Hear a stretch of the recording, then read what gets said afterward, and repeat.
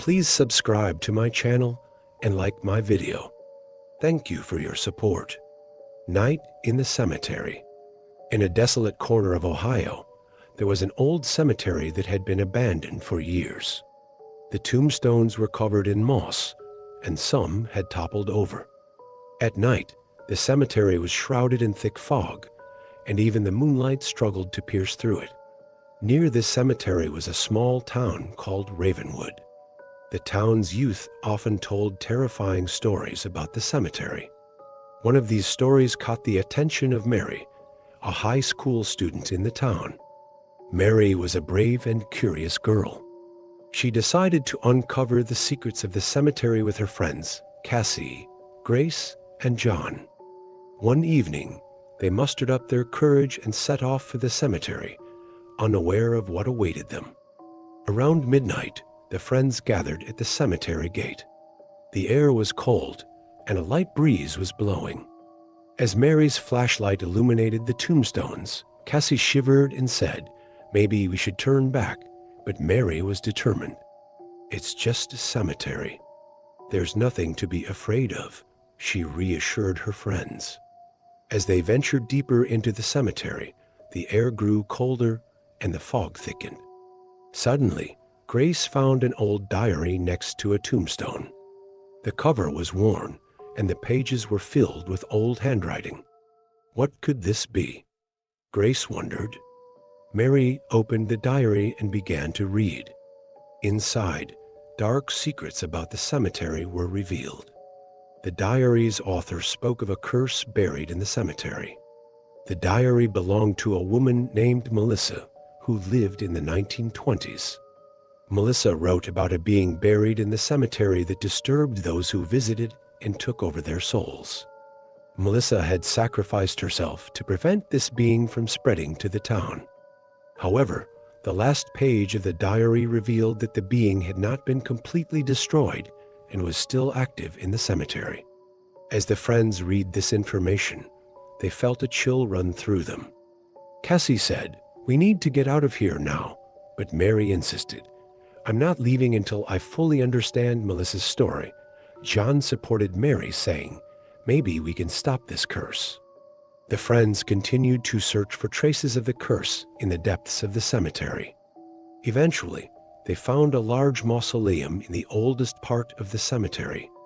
The mausoleum was covered in ancient symbols and writings.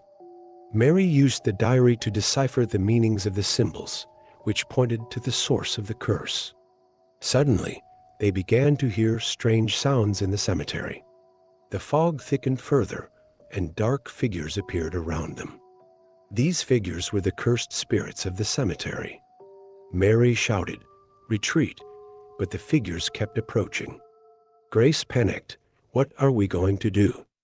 John opened the door to the mausoleum and said, "We have to stop this curse." Inside the mausoleum, there was a large sarcophagus. When they opened the lid, a powerful energy emanated from it. This energy belonged to the being that controlled the cursed spirits of the cemetery.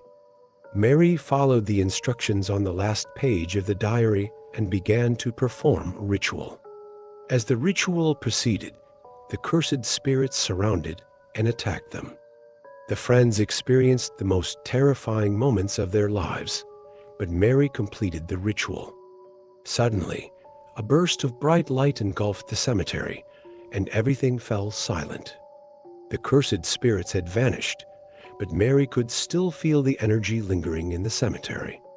As Mary and her friends left the cemetery, they felt a sense of relief. But when they returned to the town, they realized something was wrong. Dark figures were roaming the streets. Mary understood that the curse had not been fully eradicated and had spread to the town. She remembered a sentence from the last page of the diary: "The curse does not leave those who try to stop it." Mary and her friends knew they were no longer safe anywhere. This eerie story that began in the cemetery had altered the town's fate. Now, Mary and her friends had to prepare for a new struggle to stop the curse. As the town filled with dark figures, the friends were determined to uncover the dark secrets of the cemetery and completely destroy the curse. However, this would be a much more challenging fight than they anticipated.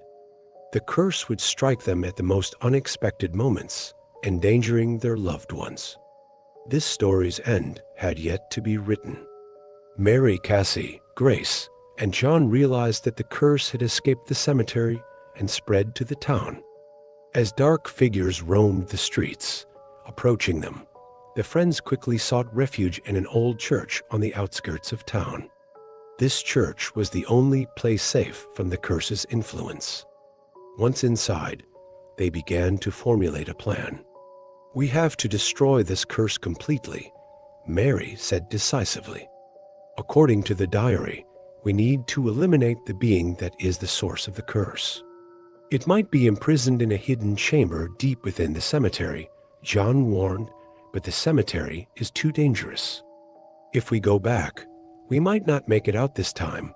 Cassie, however, supported Mary by saying, "We have no other choice. The safety of the town depends on us." At the first light of dawn, the friends returned to the cemetery. The fog was still thick, and the air was cold. As they advanced deeper into the cemetery, dark figures surrounded them.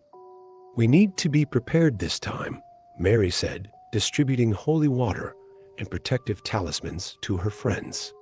When they reached the mausoleum, they entered and found a hidden door beneath the sarcophagus. This door led them to a secret chamber deep within the cemetery. As they opened the door, they found a dark tunnel ahead of them. At the end of the tunnel, a powerful energy could be felt. At the end of the tunnel, they discovered a large room. In the center of the room was a massive stone platform with a dark entity on it. This entity was the powerful demon controlling the curse of the cemetery. Mary tried to approach the entity using the holy water and talismans, but the demon repelled them with a burst of energy. "We need a stronger ritual to destroy this demon," Grace said, reading the final ritual from the diary. As John and Cassie assisted Grace, Mary attempted to distract the demon. When the ritual began, a great energy vortex formed in the room. The demon tried to attack the friends, but the power of the ritual weakened it. As the ritual concluded, the demon let out a tremendous scream and began to dissolve. But just as this happened, dark figures appeared at the entrance of the tunnel. These figures were the demon's servants, sent to stop the ritual. The friends had to fight the dark figures while also dealing with the last remnants of the demon's energy. When Mary sensed that the demon's energy was completely gone, she shouted to her friends, "We need to get out of here now." As they fled through the tunnel, the dark figures pursued them. But as soon as they emerged outside, there was a massive burst of light in the cemetery, and the figures vanished. Upon returning to the town, they thought everything had returned to normal. But Mary had a nagging feeling that something was still wrong. The cursed entity had been destroyed, but the effects of the curse still lingered over the town. The friends knew they needed to remain vigilant for the town's safety. Mary opened the diary one last time and discovered a final note from Melissa. The note read, "The curse can never be fully destroyed. It can only be controlled. Those who stop it become the new guardians of the curse." Mary and her friends had become the new guardians of the curse. This was their destiny. They would have to constantly fight to keep the town safe. Mary didn't know when or how the curse would strike again. It wasn't a fearful ending, but rather an endless battle awaiting them. As Mary, Cassie, Grace, and John prepared to face this new reality, the darkness over Ravenwood never completely disappeared. The curse continued to watch them and could reappear at any moment. This wasn't the end of the terrifying story that began in the cemetery and changed the town's fate, but rather a new beginning. In the shadow of fear, among the gravestones, in the pitch-black night, I found her way through the mist and opened the iron gate of the cemetery with her flashlight in hand. The gate creaked open with the cold, sharp sound of metal. I stepped inside, holding her breath. Her eyes searched the ominous place filled with the shadows of gravestones, questioning what she was doing here. But the curiosity and mystery of the past had led her this far. As a child, I lived with her grandmother in a village near this cemetery. Her grandmother used to tell her many terrifying stories about the graveyard. The scariest one was the legend of the dark man buried in the middle of the cemetery. According to the tale, the dark man roamed the cemetery at night, hiding behind gravestones and waiting for his victims. I's grandmother's eyes would always fill with tears when she told this story, as if she were recalling something she had experienced herself. As I moved toward the center of the cemetery, she tried to prepare herself to face the fears of her childhood. The moonlight cast eerie shadows over the gravestones. The wind rustled the leaves of the trees, creating an ominous melody. I took a deep breath and found her grandmother's grave. Her gravestone was different from the others. The inscriptions had faded over time, and the surface was covered with moss. When I touched her grandmother's gravestone, a sudden chill enveloped her body. The flashlight flickered and almost went out. At that moment, she heard a rustling sound behind her. Turning around in fear, she noticed a dark shadow moving. Her heart started to pound. The shadow disappeared among the gravestones. I tried to calm herself with a deep breath and returned to her grandmother's grave. But just then, her flashlight went out. In the darkness, as I's eyes adjusted, she heard a footstep. She tried to see the direction of the sound, but couldn't. However, she decided to follow the sound. The footsteps led her deeper into the cemetery. I remembered the legend her grandmother had told her, and despite her rapidly beating heart, she quickened her pace. When she reached the oldest part of the cemetery, she saw a massive gravestone standing there. The inscriptions on the stone were almost completely faded, but something was still readable. "Here lies the dark man. May his soul never find peace." I stood in front of the stone, contemplating what to do, when she heard a rustling behind her. She turned around reflexively and came face to face with a dark silhouette. The dark man, the terrifying figure her grandmother had described, stood right before her. His eyes glowed with a cold stare that pierced through I's soul. I stepped back in fear, but she tripped over a gravestone and fell. The dark man approached I with heavy steps. I closed her eyes in terror and began to murmur the prayers her grandmother had taught her. At that moment, she felt the dark man stop and retreat. When she opened her eyes, she saw that the dark man had disappeared. I took a deep breath and stood up, running toward the cemetery's exit. When she reached the iron gate, she looked back once more. The silhouette of the dark man had vanished among the gravestones. As I stepped out of the cemetery, she realized that her grandmother's stories were true. The dark man was still there, waiting in the shadows of the gravestones. Whispers of the Forgotten, a tale of Greenwood Cemetery. Sarah Parker had always been drawn to the unknown. As a budding historian and an avid explorer of the paranormal, she found herself in New Orleans, a city known for its rich history and supernatural lore. Her latest research project had brought her to Greenwood Cemetery, one of the oldest and most haunted cemeteries in the city. Legend had it that restless spirits roamed the grounds, their stories long forgotten, but their presence ever haunting. Sarah arrived at Greenwood Cemetery just before dusk. The gates, tall and wrought iron, creaked open as she pushed them. The air was thick with humidity, and the sky was painted with the vibrant hues of sunset. As she stepped inside, the temperature seemed to drop, and an eerie silence enveloped her. She made her way to the caretaker's small cottage near the entrance. Mr. Jenkins, an elderly man with a stooped back and eyes that had seen too much, greeted her with a wary smile. "Evening, miss." "You must be the researcher," he said, his voice gravelly. "That's right, Mr. Jenkins. I'm Sarah Parker." "Thank you for allowing me to explore the cemetery after hours," she replied. Mr. Jenkins nodded slowly. "Just be careful, miss. Greenwood ain't like other cemeteries. The spirits here, they're different, more restless. And some say the spirit of old Jonathan Green still walks among the graves." Sarah's curiosity piqued. "Jonathan Green?" Double quotes. Mr. Jenkins nodded. "He was the first caretaker of this place. Died under mysterious circumstances. Some say he was murdered, others say he took his own life. But one thing's for sure, his spirit never left. If you hear whispering in the wind or see shadows moving, it might just be him." With that ominous warning, Sarah thanked Mr. Jenkins and headed deeper into the cemetery. The sun had set completely now, and the moon cast an ethereal glow over the gravestones. She set up her equipment near the oldest section of the cemetery, where the most activity was reported. As Sarah began her investigation, she couldn't shake the feeling that she was being watched.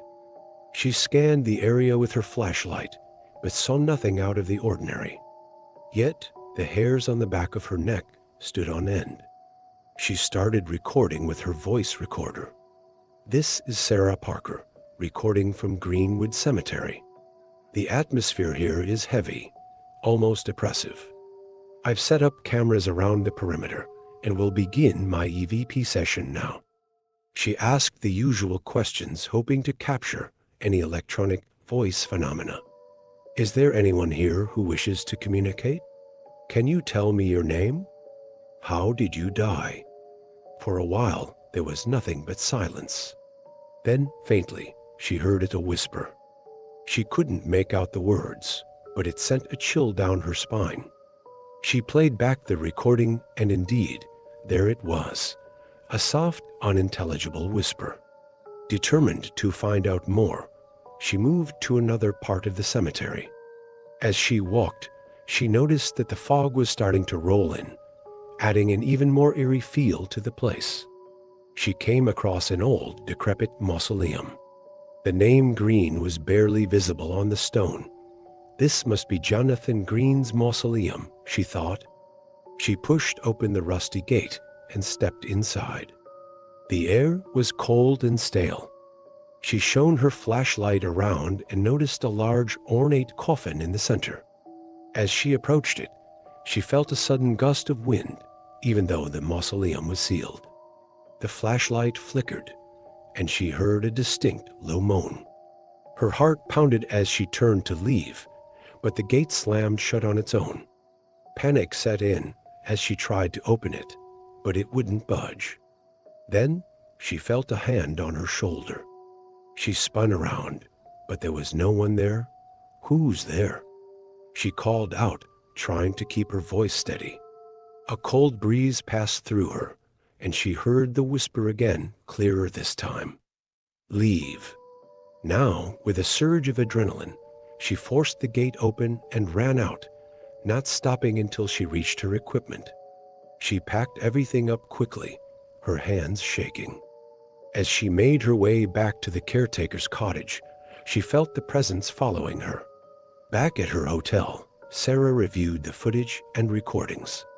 The whispering was there, as was the moan and the inexplicable gust of wind. But what caught her attention was a shadowy figure that appeared briefly in the background of one of her videos, standing near Jonathan Green's mausoleum. Determined to uncover the truth, Sarah visited the local library the next day.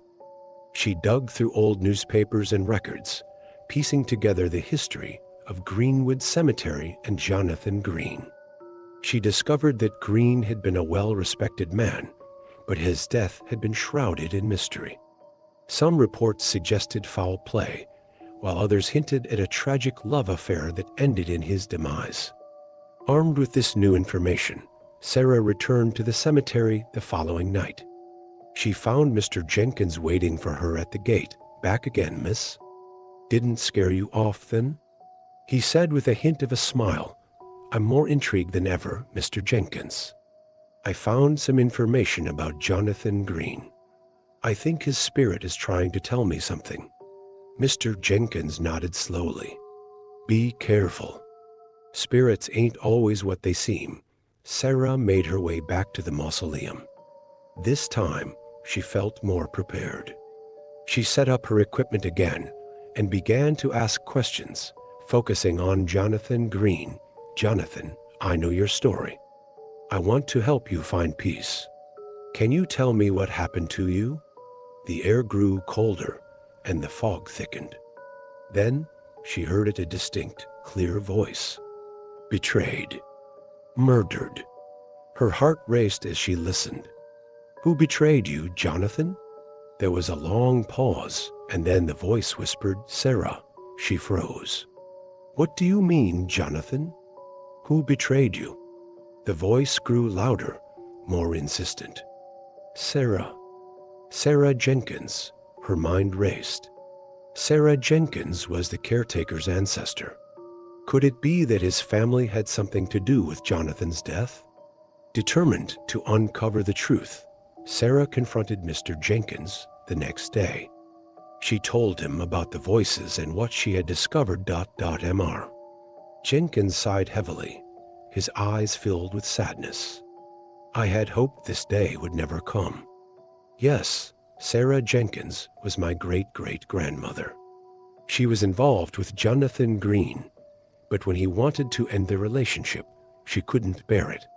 She and her brothers, they killed him and made it look like a suicide." Sarah was stunned. "And his spirit has been haunting the cemetery ever since, seeking justice." Mr. Jenkins nodded. "I've been trying to atone for my family's sins by taking care of this place, hoping to bring him peace. But it seems it's not enough." That night, Sarah and Mr. Jenkins returned to the cemetery together. They went to Jonathan Green's mausoleum, and Mr. Jenkins apologized for his family's actions, asking for forgiveness. The air grew colder again, and they heard the whisper, "Forgiven." A sense of calm washed over the cemetery. The oppressive feeling lifted, and for the first time, Sarah felt at peace. As they left the cemetery, Mr. Jenkins turned to Sarah. "Thank you. You've helped more than you know." Sarah smiled. "I'm just glad Jonathan can finally rest." The next morning, as she packed her things to leave New Orleans, she couldn't help but feel a sense of fulfillment. She had uncovered the truth, and in doing so, had brought peace to a restless spirit. But she knew this was only the beginning of her journey into the unknown, and she couldn't wait to see where it would take her next. Whispers of the Forgotten, a tale of Cielo Oscuro Cemetery. Ana Lopez had always been captivated by the stories of her ancestors and the rich, often dark folklore of her homeland, Mexico. As a cultural historian and paranormal investigator, she felt an unexplainable pull towards Cielo Oscuro Cemetery in the small town of San Felipe. The cemetery, dating back to the colonial era, was rumored to be haunted by spirits seeking redemption, including the infamous La Dama Oscura, or the Dark Lady. Ana arrived in San Felipe just before dusk. The cemetery's entrance, adorned with weathered stone pillars and iron gates, stood ominously against the setting sun. The air was thick with humidity, and a profound silence enveloped the area as she stepped through the gates. The setting sun cast long, eerie shadows over the gravestones, which seemed to whisper secrets of the past. Ana made her way to the caretaker's cottage near the entrance. Don Felipe, a stooped old man with eyes that seemed to hold centuries of sorrow and wisdom, greeted her with a cautious smile. "Buenas noches, Señorita. You must be the investigator," he said, his voice gravelly and weary. "Yes, Don Felipe. I'm Ana Lopez. Thank you for allowing me to explore the cemetery after hours," she replied. Don Felipe nodded slowly. "Be careful, Señorita. Cielo Oscuro is unlike any other cemetery. The spirits here are restless, especially La Dama Oscura." She mourns her lost love and seeks vengeance. If you hear her lament, do not approach. Anna's curiosity was piqued. La Dama Oscura? What's her story? Don Felipe sighed. Her name was Isabella. She was a wealthy landowner's daughter, betrayed by her lover and left to die. Her spirit has been seen near the old chapel, wailing for her lost love and seeking revenge on those who cross her path. With that ominous warning, Anna thanked Don Felipe and ventured deeper into the cemetery. The sun had fully set, and the moon bathed the graves in an ethereal glow. She set up her equipment near the old chapel, where La Dama Oscura was most often reported. As Anna began her investigation, she couldn't shake the feeling of being watched. She scanned the area with her flashlight, but saw nothing out of the ordinary. Yet, the air felt heavy, almost suffocating. She started recording with her voice recorder. This is Anna Lopez, recording from Cello Oscuro Cemetery. The atmosphere here is thick with an unsettling presence. I've set up cameras around the chapel and will begin my EVP session now. She asked the usual questions, hoping to capture any electronic voice phenomena. Is there anyone here who wishes to communicate? Can you tell me your name? How did you die? For a while, there was only silence. Then, faintly, she heard a mournful wail. It was unmistakable and sent a shiver down her spine. She played back the recording, and there it was, a heart-wrenching cry. Determined to find out more, she moved closer to the chapel. The moonlight cast eerie shadows, and the night air grew colder. As she approached the chapel door, a sudden gust of wind blew past her, and she heard a distinct, sorrowful moan. Her heart pounded as she turned around, her flashlight flickering. She saw a shadowy figure near the chapel's altar, a woman in a tattered black dress, her face obscured by a dark veil. The figure seemed to float, her feet barely touching the ground. "Who's there?" Anna called out, trying to keep her voice steady. The figure turned slowly, revealing a face twisted in sorrow and rage. "Why have you come?" The apparition wailed, Anna's breath caught in her throat. "La Dama Oscura," she whispered. Back at her hotel, Anna reviewed the footage and recordings. The wailing was clear, but what startled her most was the figure near the altar. It was unmistakable La Dama Oscura herself. The next day, Anna visited the local library to learn more about La Dama Oscura's legend and the history of Cello Oscuro Cemetery. She sifted through old records and newspapers, piecing together a tragic story. According to local lore, Isabella was betrayed by her lover, who left her at the altar on their wedding day. Heartbroken and humiliated, she wandered the cemetery, eventually dying of a broken heart. Her spirit was cursed to roam, seeking vengeance on those who resembled her treacherous lover.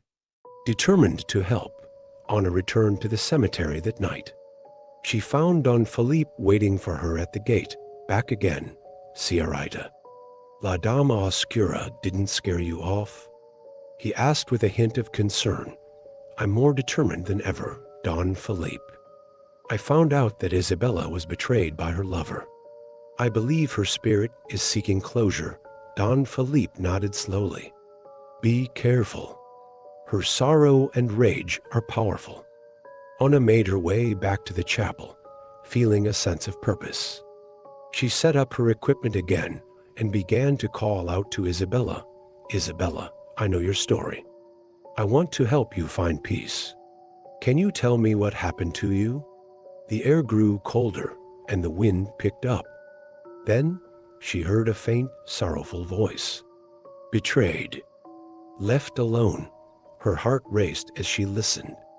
"Isabella, your lover is gone. You don't have to suffer anymore." A sudden stillness fell over the cemetery, and then Isabella's voice came through, soft and filled with sorrow. "Can I be free?" "Yes, Isabella. You can rest now," Anna replied. Anna felt a presence beside her and turned to see the apparition of Isabella, her face now serene, but still tinged with sadness. "Thank you," Isabella whispered before slowly fading away. Anna took a deep breath, feeling a sense of accomplishment and relief. She had done it. She had helped a restless spirit find peace. As she gathered her equipment, she felt the atmosphere in the cemetery lighten, as if the very land itself was sighing in relief. Back at her hotel, Anna reflected on the events of the past few nights.